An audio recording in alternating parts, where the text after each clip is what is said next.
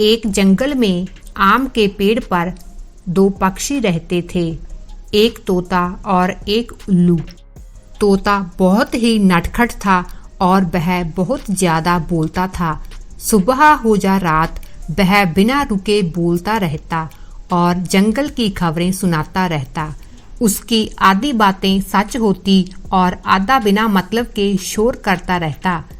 जंगल के जानवरों ने धीरे धीरे तोते की बातों पर ध्यान देना छोड़ दिया। उसी आम के पेड़ पर रहने वाला उल्लू बिल्कुल तोते के उल्ट था। वह जरूरत पड़ने पर ही बोलता था। वह कम शब्दों में ही अपनी सारी बात कह देता था। जब जंगल के जानवर तोते से कहते कि तुम बिना सोचे समझे इतना मत बोला करो, तो तोता गुस्सा करता और कहता कि मैं तुम सबको खबर देता हूँ, मेरी वजह से ही तुम सब सेफ हो। असल में वह ज्यादा चिल्लाकर और उलझा देता था। एक दिन हाथी ने उल्लू से कहा कि तुम तो बिल्कुल नहीं बोलते और तुम्हारे साथ बोरियत होती है।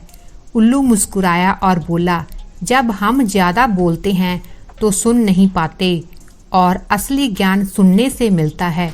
यह सुनने के बाद हाथी सोच में पड़ गया। एक दिन जंगल में शिकारी आए।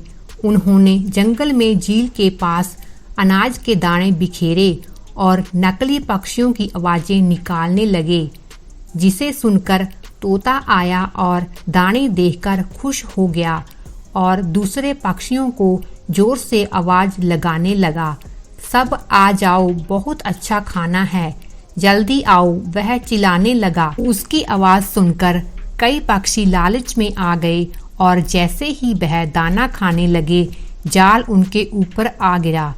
तोता फिर चिल्लाने लगा, भागो भागो, हम फंस गए हैं। उसकी चीख पुकार से पक्षी गलत दिशा में भागे और जाल में फंस गए। उल्लू ऊपर पेड़ से सब देख रहा था। वह नीचे उतरा और उसने धीरे से पक्षियों से कहा कि डरो मत, शिकारी ने सिर्फ जमीन पर ही जाल बिछाया है, झील के पानी पर नहीं।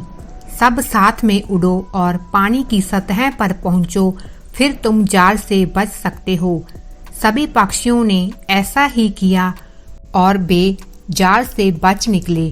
तोता शर्मिंदा हुआ और कहने लगा कि मेरे ज्यादा चिल्लाने के कारण तुम सब दाना खाने गए और जाल में फंस गए।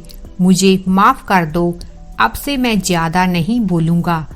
उस दिन के बाद तोता सोच समझकर बोलने लगा।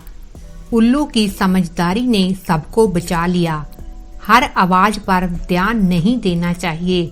असली ताकत चुप रहकर सुनने और सही वक्त पर बोलने में ही है।